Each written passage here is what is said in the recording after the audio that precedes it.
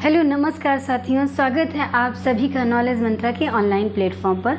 उम्मीद करती हूँ आप सब बहुत अच्छे होंगे, आपकी स्टडी भी कंटिन्यू होगी, चाहे वो रिवीज़न का दौर हो, चाहे जो है प्रैक्टिस सेट लगाने का दौर हो।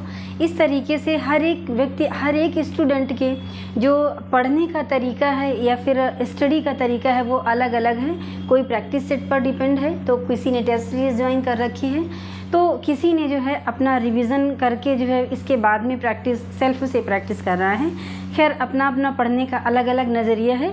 फ़िलहाल हम अपने टॉपिक की ओर बढ़ रहे हैं। अगर हम टॉपिक की बात करते हैं तो जैसा कि आप सभी जानते हैं कि हमारा टॉपिक चल क्या रहा है, तो दिल्ली सल्तनत में खिलजी वंश पर हम लोग पहुंच चुके हैं। यानी कि लास्ट में लगभग खिलजी वंश, अलाउद्दीन खिलजी के बारे में हम पढ़ चुके हैं। आज के वीडियो के माध्यम से आज हम कोशिश करेंगे कि अलाउद्दीन खिलजी के बारे में जो है सारी चीज़ें A to Z, सारे इवेंट जो है कंप्लीट कर देना है। ओके, तो चलिए हम अपने टॉपिक की ओर चलते हैं। लेकिन अपने टॉपिक की ओर चलने के पहले आपसे ये गुजारिश करेंगे कि अगर जो लोग हमारे चैनल पर पहली बार विज़िट कर रहे हैं तो वो हमारे चैनल को सब्सक्राइब करें, और जिन लोगों ने सब्सक्राइब कर लिया है तो वो लोग हमारे वीडियो को ज़्यादा से ज़्यादा शेयर करें, ठीक है। इसके साथ में लाइक ज़रूर कर दें, क्योंकि आपका एक लाइक हमारे लिए बहुत बड़ा इंस्पायरेशन का काम करता है। ओके, तो चलिए हम अपने समय को पहचानते हुए हम अपने टॉपिक की ओर बढ़ रहे हैं। तो जैसा कि आप सभी जानते हैं कि हम खिलजी वंश को पढ़ रहे हैं। खिलजी वंश में हमने कल आप लोगों से चर्चा किया हुआ था कि अलाउद्दीन खिलजी की राजस्व व्यवस्था किस तरीके की थी। तो हमने आपसे चर्चा किया हुआ था कि उसने अपने राजस्व को स्ट्रॉन्ग करने के लिए, सुदृढ़ करने के लिए इसने क्या किया था, कई तरह से फंडे अपनाए थे। जैसे कि उसने नए 2 जो है करों को लागू किया था, जिसमें कि चराई कर और घरी कर था, ठीक है। इसके बाद में कई सारे विभागों का निर्माण किया, जिसके अंतर्गत अलग अलग व्यक्तियों की नियुक्ति की और उनकी जिम्मेदारी उन सभी को दी, ठीक है। तो इस तरह से राजस्व को इसने क्या किया, अपने मजबूत किया। राजस्व को मजबूत करने के साथ साथ इसने सैनिक सुधारों में भी जो है कुछ सैनिक सुधारों में भी कुछ जो है वो सुधार लेकर के आया। जैसे कि सैनिकों की हुलिया को जो है लिखना, इसने एक सबसे पहली बार जो है इस तरीके की पद्धति लेकर के आया था कि सैनिकों की हुलिया का लिखित विवरण रखना, ठीक है। और इसके साथ साथ में लिखित विवरण के साथ साथ में, यानी कि कहने का मतलब है कि जैसे कोई सैनिक है तो उसके शरीर का आइडेंटिफिकेशन मार्क की किसी तरीके से पहचान की जा सके, ताकि जो सेना में जो गलत कार्य हो रहे थे तो उनको जो है रोका जा सके। इसके बाद में, इसके साथ साथ में उसने घोड़े दागने की भी प्रथा स्टार्ट की, इसी के समय से स्टार्ट हुई। प्लस इसने इसके साथ साथ में इसने क्या किया कि डाक व्यवस्था को भी इसने सुदृढ़ किया, ठीक है। तो इसकी डाक व्यवस्था बहुत बेहतर तरीके की थी, यानी कि किसी भी सूचना को राजा तक पहुंचने पर जो है बहुत ज़्यादा समय नहीं लगता था। और क्या किया था कि इसने इसने गुप्तचर विभाग की स्थापना किया। गुप्तचर विभाग में जैसे गुप्तचर विभाग के अंतर्गत जो है मुनहियान जैसे अधिकारी की नियुक्ति की। इसके साथ में मुहत्सिब, मुंडी और इस तरह से कई सारे इसने विभागों का जो है कई सारे पदों का सृजन किया, कहने का मतलब है, ठीक है। तो आज हम क्या पढ़ने वाले हैं, अलाउद्दीन खिलजी की उपलब्धियां क्या क्या थी इसके बारे में पढ़ने वाले हैं, ठीक है। तो अगर हम उपलब्धियों की बात करते हैं तो सबसे पहले उपलब्धियों में आएगा अलाउद्दीन खिलजी के समय के स्थापत्य कौन कौन से थे। ये हमारे लिए जानना बेहद आवश्यक है, क्योंकि स्थापत्य से संबंधित, साहित्य से संबंधित, इसके सब किसी भी शासक के समय पर कौन कौन सी पुस्तकें लिखी गई, कौन कौन से जो है बिल्डिंग्स बनवाई गई, इसके बारे में क्वेश्चन अधिकतर पूछता है। ये नया ट्रेंड क्वेश्चन पूछने का है, ठीक है। तो अगर हम स्थापत्य की बात करते हैं अलाउद्दीन खिलजी के समय की, तो सबसे पहले स्थापत्य में इसने जो है सीरी नगर की स्थापना किया था। किसकी स्थापना किया था? सीरी नगर की इसने सबसे पहले दिल्ली में स्थापना किया था। और ये क्यों किया था? तो हमने लास्ट वीडियो में आपको बताया था कि जब मंगोलों के आक्रमण हो रहे थे, अलाउद्दीन खिलजी के समय जो है सर्वाधिक मंगोल आक्रमण हुए हैं। और मंगोलों के आक्रमण होना प्रारंभ कब से हुआ है, तो वो इल्तुतमिश के समय से स्टार्ट हुआ है। बलबन के समय में भी मंगोलों के आक्रमण हुए, लेकिन जो सर्वाधिक आक्रमण हुए हैं वो अलाउद्दीन खिलजी के समय हुए हैं। क्लियर हुआ ना? मुख्य रूप से कितने हुए हैं? 6 आक्रमण हुए हैं। इन 6 आक्रमणों में से जब मंगोलों का 5वां आक्रमण हुआ है, तो 5वें आक्रमण में मंगोल जो है दिल्ली तक यानी सीरी तक पहुंच गए थे, दिल्ली तक पहुंच गए थे। तो इन मंगोलों से बचने के लिए इसने अपनी राजधानी कहाँ पर स्थापित की? श्रीनगर में। और नए तरीके से इसको जो है क्या किया? सुदृढ़ किया। ठीक है, तो इसने अपनी राजधानी कहाँ पर लेकर के आया था? सीरी को बनाया था। और इसने जो है मंगोलों से बचने के लिए इसने राजधानी कहाँ स्थापित की थी? सीरी में स्थापित की थी। ठीक है, तो पहली उपलब्धि क्या है कि इसने श्रीनगर की स्थापना किया था। दूसरी क्या है कि इसने अलाई दरवाज़ा का जो है निर्माण किया था। कब? 1311 ईस्वी में। 1311 ईस्वी में इसने अलाई दरवाज़ा का निर्माण कार्य प्रारंभ किया था। और क्या था कि ये जो है ये किससे बना हुआ है? तो ये जो है बलुआ पत्थर और संगमरमर दोनों का जो है एक साथ जो है प्रयोग किया गया है। ओके, अगर हम बात करते हैं अलाई दरवाज़ा की, तो ये जो है इस्लामी वास्तु का रत्न कहा गया है। इस्लामी वास्तु का रत्न यानी कि इस्लामी वास्तुकला में मतलब ये बहुत सर्वोच्च कोटि की थी।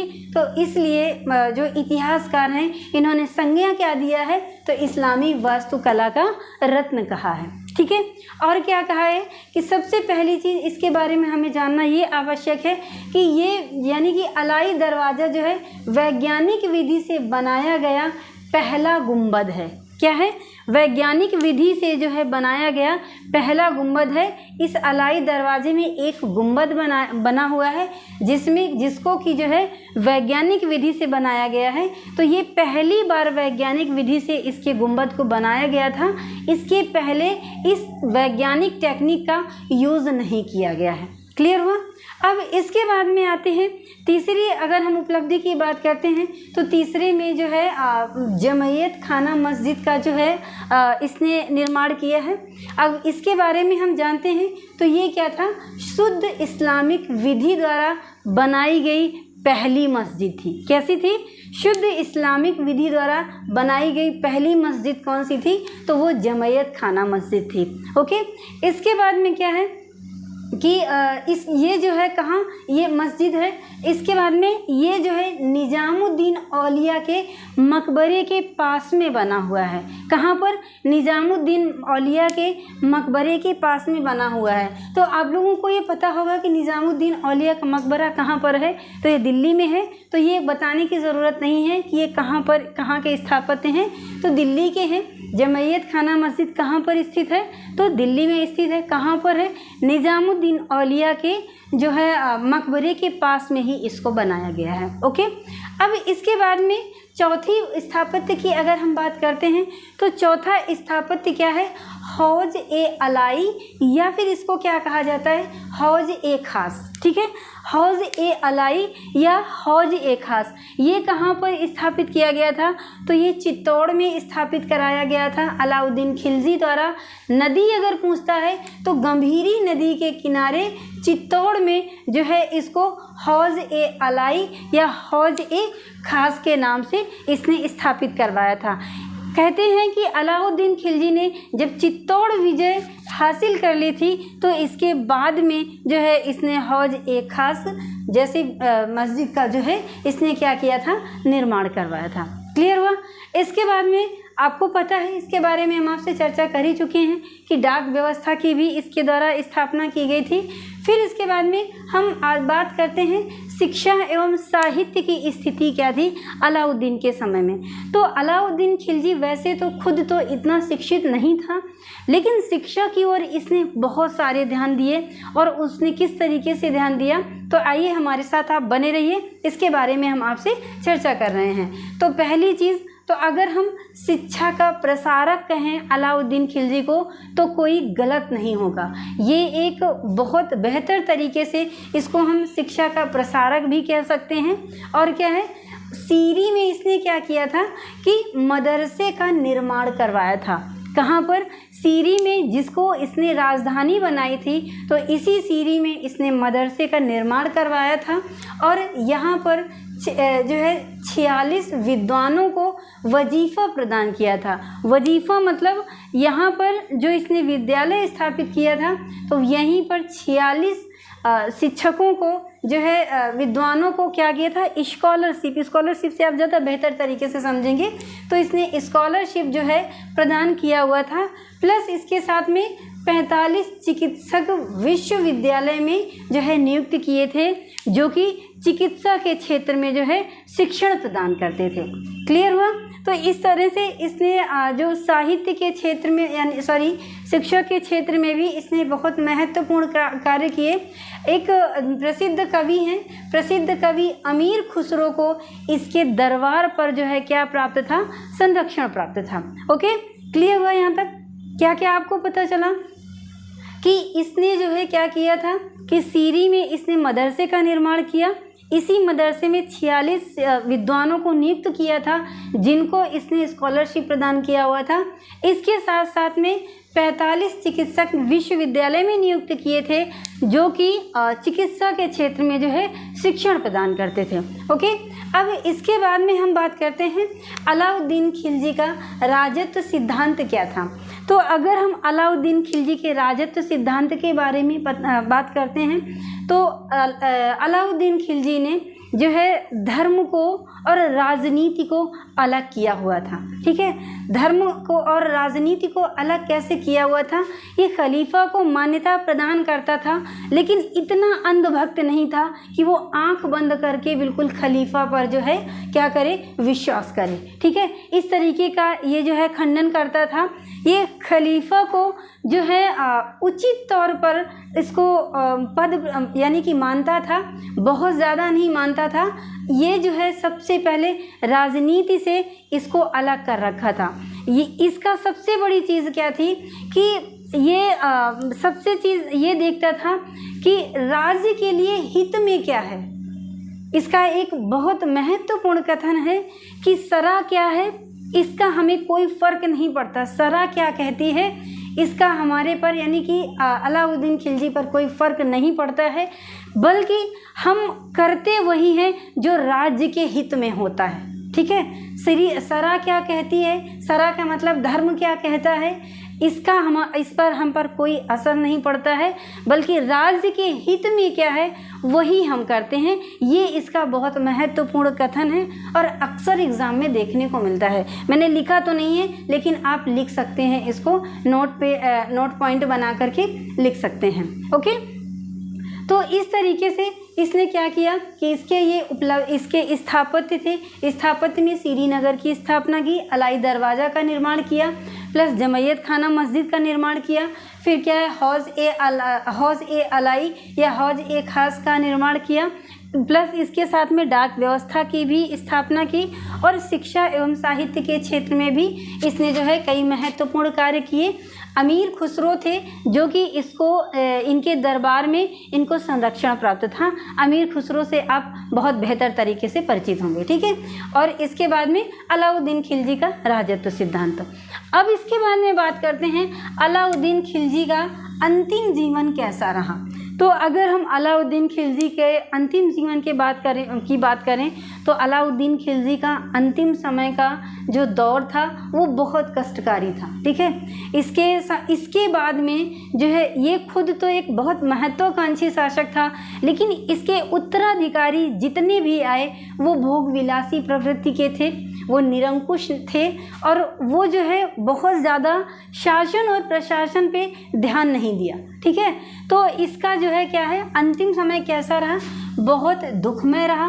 बहुत दुखमय कैसे रहा, क्योंकि जब वृद्धावस्था आता है तो व्यक्ति का इतना शारीरिक रूप से वो कमज़ोर पड़ जाता है, तो इससे क्या हुआ कि सफलता जो है अब इसका साथ नहीं देने लगी थी। ठीक है, एक जलोदर रोग होता है जिससे वो पीड़ित हो चुका था और इस जलोदर रोग के पीड़ित होने पर जो है इसके पुत्र खिज्र खां इसको चिकित्सा के लिए कहीं ले जाते हैं और चिकित्सा के लिए ले जाने पर जो है इसने जिसको अपना उत्तराधिकारी घोषित किया था, तो हुआ क्या कि अलाउद्दीन खिलजी की अनुपस्थिति में इसका एक सिपह सालार था, वो कौन था?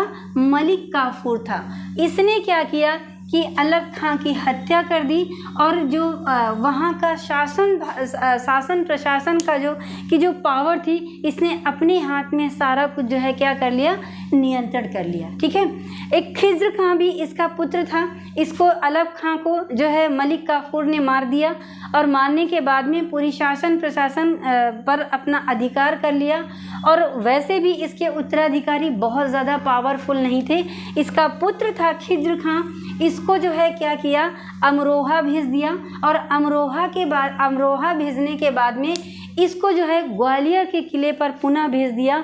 और ग्वालियर का किला ऐसा किला है जहाँ पर इसको भेज दिया गया तो वहाँ से कोई भी राजकुमार या राजा बच कर के नहीं आता है। तो इसी वजह से ग्वालियर के किले को राजकुमारों की कब्र या फिर राजाओं की कब्र कहा जाता है। ठीक है, तो इसको पहले अमरोहा भेजा और अमरोहा के बाद में जो है मलिक काफूर ने कहाँ पर भेज दिया, ग्वालियर के किले पर भेज दिया, जहाँ पर इस खिज्र खां की जो है क्या हो गई, मृत्यु हो गई। ठीक है, अब इसके बाद में इसकी पत्नी थी मल्लिका ए जहां।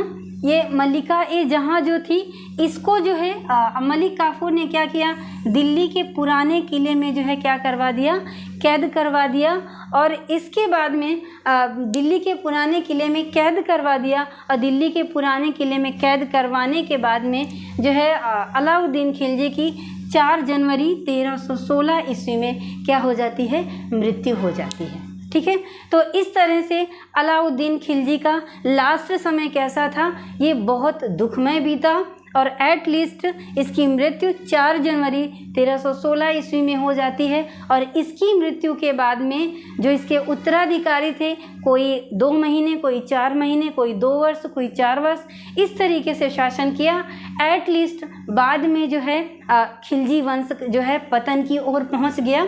तो आइए हम जानते हैं क्या कि अलाउद्दीन खिलजी के उत्तराधिकारी कौन थे।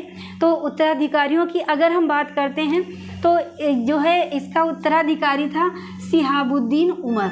ये सिहाबुद्दीन उमर जब गद्दी पर बैठा तो इसकी उम्र कितनी थी, 6 वर्ष थी। अब ये 6 वर्ष का एक अबोध बालक ये किस तरीके से शासन देख सकता है, नहीं देख सकता है ना। तो जो इसका सिपह सालार था कौन, मलिक काफूर, तो इस मलिक काफूर ने क्या किया, इसको अपने अंडर में ले लिया, यानी कि इसके माध्यम से खुद शासन करने लगा। और जब खुद शासन करने लगा तो इसी सिहाबुद्दीन उमर की माँ थी झत्यपाली। इस झत्यपाली को के साथ में जो मलिक काफूर था, इसने विवाह कर लिया और इस विवाह करने के इसके साथ में विवाह करने के बाद में जो है समस्त शासन की सत्ता इसने क्या की, अपने हाथ में ले ली। तो आई होप समझ गए होंगे। ठीक है, और जब इसने अपने शासन की सत्ता अपने हाथ में ले ली तो पूरा सर्वे सर्वा कौन बन बैठा, मलिक काफूर बन बैठा। अब मलिक काफूर तो बन बैठा, लेकिन मलिक काफूर गद्दी पर नहीं बैठा। जो शासन प्रशासन का कार्यभार था वो सब इसी के हाथ में आ गया था। अब इसके बाद में आता है कौन, कुतुबुद्दीन मुबारक खिलजी। कुतुबुद्दीन मुबारक खिलजी ऑलरेडी शुरू से जो है पूरी कहानी देख रहा था और इस पर घात लगाए बैठा था कि कब जो है समय मिले और मैं मलिक काफूर की हत्या करूं। तो एट लीस्ट वो समय आया जब इसने जो है कुतुबुद्दीन मुबारक खिलजी ने मलिक काफूर की हत्या की और स्वयं जो है दिल्ली सल्तनत की गद्दी पर बैठा। ठीक है, तो इसने जो है मलिक काफूर की हत्या करके गद्दी पर कौन बैठा, कुतुबुद्दीन मुबारक खिलजी। अब ये कुतुबुद्दीन मुबारक खिलजी की अगर हम बात करते हैं तो ये एक बहुत भोगविलासी टाइप का शासक था। ठीक है, अब भोगविलासी टाइप का शासक था तो इसका जो बिहेव था वो बहुत अजीबोगरीब था। वो कभी कभी ऐसा करता था, इस तरीके से बिहेव करता था कि सिंहासन पर दरबार में स्त्रियों के वस्त्र पहन करके कभी कभी पहुंच जाता था। और इसका जो है स्त्रियों के प्रति बहुत ज़्यादा लगाव था। यानी कि एक तरीके से हम कह सकते हैं कि निरंकुशता का शासन, मतलब पूरा उसका जो दरबार था तो इन्हीं लोगों से भर गया था। इसने एक नीति अपनाई थी, कौन सी? क्षमा करो और भूल जाओ। यानी कि कोई कितनी भी बड़ी गलती करे उसको क्षमा कर दो, उसको कोई दंड नहीं दिया जाएगा और इसके साथ में क्या करना है? भूल जाना है। ठीक है। अब कुतुबुद्दीन मुबारक खिलजी के बाद में उत्तराधिकारी कौन आता है? नासिरुद्दीन खुसरो शाह। और ये नासिरुद्दीन खुसरो शाह जो है गद्दी पर बैठता है। इसकी मृत्यु के बाद में ये कुतुबुद्दीन मुबारक खिलजी और नासिरुद्दीन खुसरो शाह के बीच में एक लड़ाई होती है जिसमें कि कुतुबुद्दीन मुबारक खिलजी मारा जाता है और गद्दी पर कौन बैठता है? नासिरुद्दीन खुसरो शाह। ठीक है। इसके समय पर अगर हम बात करें तो इसके समय पर 2 स्लोगन बहुत प्रचलित थे, जो कि कौन से थे? वो थे, एक था ये, इसको जो है लोगों ने नासिरुद्दीन खुसरो शाह को इस्लाम का शत्रु कहा है, और दूसरा क्या था कि इस्लाम खतरे में है। इस तरीके से लोग जो है इसके शासन को जो है संबोधित करते थे। ओके। इसके बाद में क्या हुआ कि 5 सितंबर 1320 ईस्वी में गाजी मलिक, यानी कि एक इनका मंत्री होता है गाजी मलिक, और इस खुसरो शाह के मध्य युद्ध होता है। और इस युद्ध में जो है ये नासिरुद्दीन खुसरो शाह मारा जाता है। और ये नासिरुद्दीन खुसरो शाह के मरने के बाद में दिल्ली सल्तनत का कोई भी ऐसा इसका उत्तराधिकारी नहीं होता है कि दिल्ली सल्तनत को जो है शासन प्रशासन अपने हाथ में ले सके। तो ये जो गाजी मलिक होता है इसकी हत्या कर, यानी कि ये युद्ध में पराजित होता है और इसकी मृत्यु हो जाती है। एटलीस्ट जो है दिल्ली सल्तनत की गद्दी पर खिलजी वंश का अंत करके जो है एक नए वंश को स्थापित करता है ये गाजी मलिक। वो नया वंश कौन सा होता है? तो वो तुगलक वंश होता है। ठीक है। तो दिल्ली सल्तनत में खिलजी वंश के बाद में नया वंश कौन सा आता है? तुगलक वंश, जिसकी स्थापना गाजी मलिक करता है। और इस तुगलक वंश को हम पढ़ेंगे नेक्स्ट डे में। ठीक है। तो आज बच्चों हम अपने लेक्चर को यहीं पर विराम देना चाहेंगे। आई होप आप लोगों ने एंजॉय किया होगा, आपको बहुत मज़ा भी आया होगा। इसके खिलजी वंश की हिस्ट्री जानने के बाद आपको पता है कि इसने 30 वर्ष तक शासन किया। दिल्ली सल्तनत पर सबसे कम समय तक शासन किसने किया? खिलजी वंश ने। और खिलजी वंश के जस्ट बाद में आता है तुगलक वंश, जिसने सबसे ज़्यादा समय तक शासन किया, यानी कि सबसे लंबे समय तक शासन किया। तो इस तुगलक वंश के बारे में, जिसने कि सबसे लंबे समय तक शासन किया, इसके बारे में कल हम आपके समक्ष लेक्चर को लेकर के आएंगे। तो आज का लेक्चर हम अपने लेक्चर को यहीं पर विराम देना चाहेंगे। लेकिन जाने के पहले आप लोगों से ये ज़रूर कहेंगे कि आप जो है लाइक करना ना भूलें, सब्सक्राइब करना ना भूलें और ज़्यादा से ज़्यादा शेयर करें। ठीक है। तो आज के लिए इतना ही। पढ़ते रहिए, स्वस्थ रहिए, मस्त रहिए। मिलते हैं नेक्स्ट वीडियो में। तब तक के लिए धन्यवाद।